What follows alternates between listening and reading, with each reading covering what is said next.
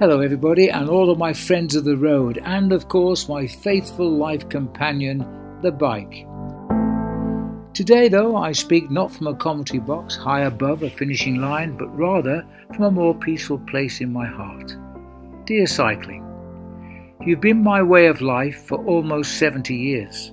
From the first pedal stroke at 14 to a notebook and organiser of the Milk Race Tour of Britain. My voice, by a gift from heaven, has echoed across the Tour de France. Yes, the bike has shaped my life, mile by mile, pedal stroke by pedal stroke. You have given me everything. The thrill of the breakaway as rider and as a commentator. The agony of the mountains.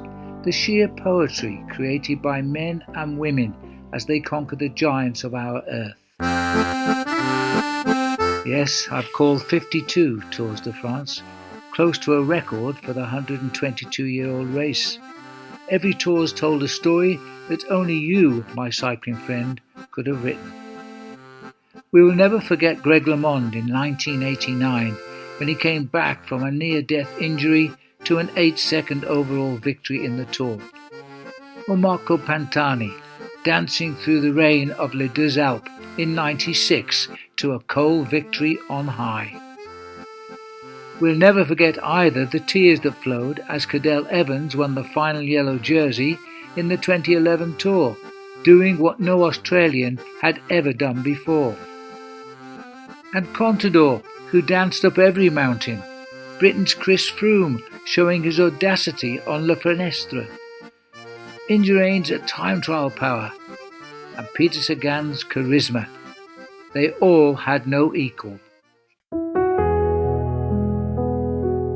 You, my bike, was never just about riding.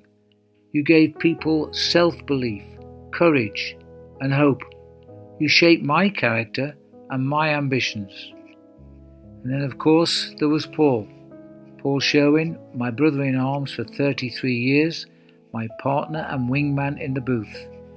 After 7 tours ridden, he joined me as my soulmate on the road. I brought the adjectives, and together we made the magic. Paul's voice is silent now, but a day never passes when I don't hear him. Well, Phil, his usual opening words spoke to me on every climb. Together we brought the greatest race in the world to life.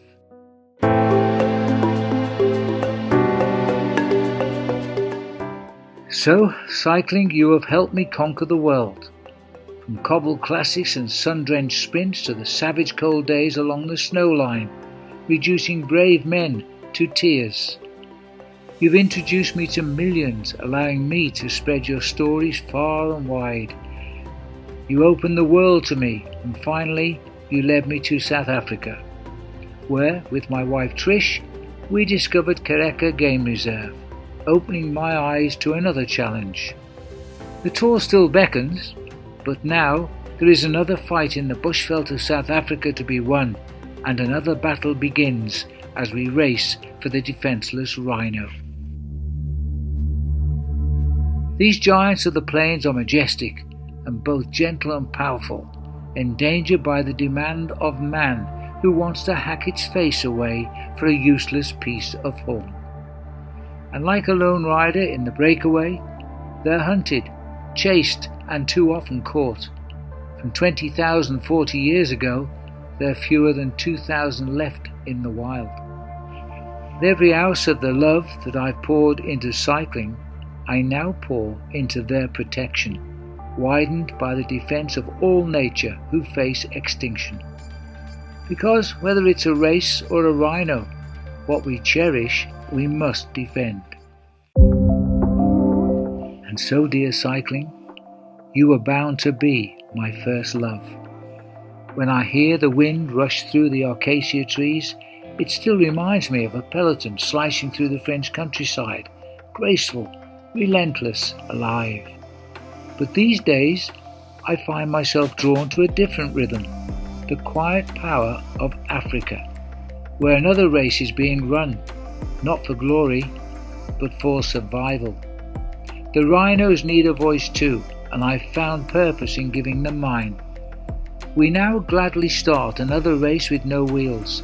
The race is against time, and we move swiftly to protect the besieged creature it is. Yet no matter where I go, no matter what path I walk, you, cycling, are never far away. When I hear the hum of wheels on tarmac, when a yellow jersey flashes through a summer crowd, or when dawn breaks over Mont Ventoux, I'll smile and say, "There you are, old friend, you still push me on. So, let's ride on and ride to protect the rhino."